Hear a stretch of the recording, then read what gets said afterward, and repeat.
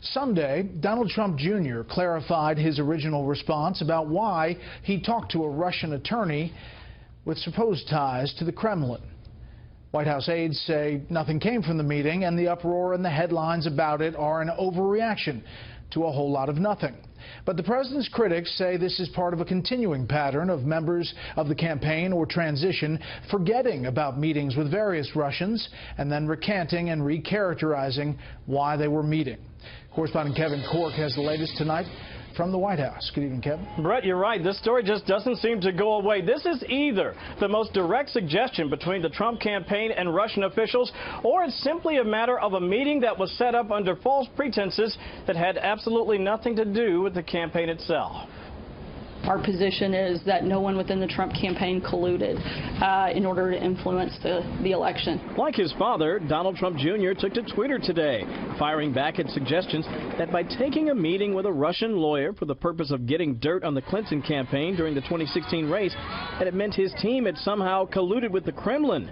Tweeting tongue-in-cheek, "Obviously, I'm the first person on a campaign to ever take a meeting to hear info about an opponent. Went nowhere, but had to listen." White House officials say the president only learned about the meeting a couple days ago.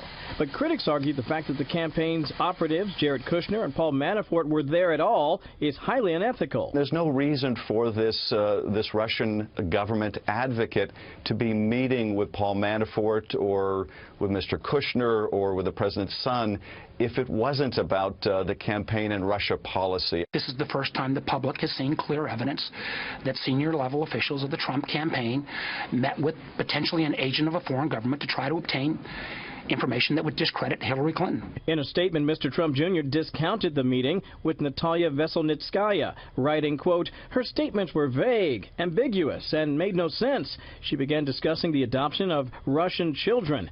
It became clear to me that this was the true agenda all along." I think what's important here is that we're at day 200 or so of no evidence of Russian collusion. People think they want to convert wishful thinking into hard evidence. Asked about the lawyer, Putin spokesman Dmitry Peskov said, "We don't know who she is, and obviously we can't keep track of all the meetings of all Russia lawyers in Russia and abroad." The latest Russian saga managed to momentarily knock the White House off message, following a G20 that saw the president deliver a powerful speech in Poland but steer clear of sanctions talk.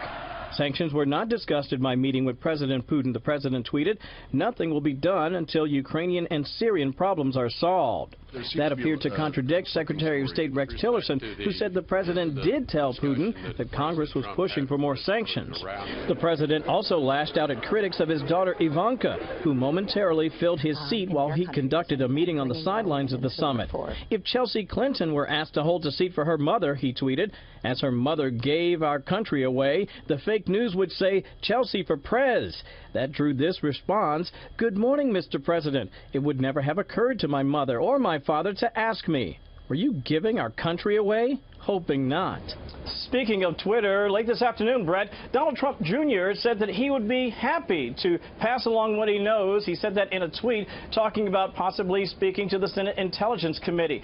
It's also important to note that the outside counsel team for the Trumps has said this about this lawyer that we talked about in the piece. She may have been connected to Fusion GPS. That's actually an opposition research team that has been backed by the Democrats. Brett? Kevin Corke live on the North Lawn. Kevin, thank you.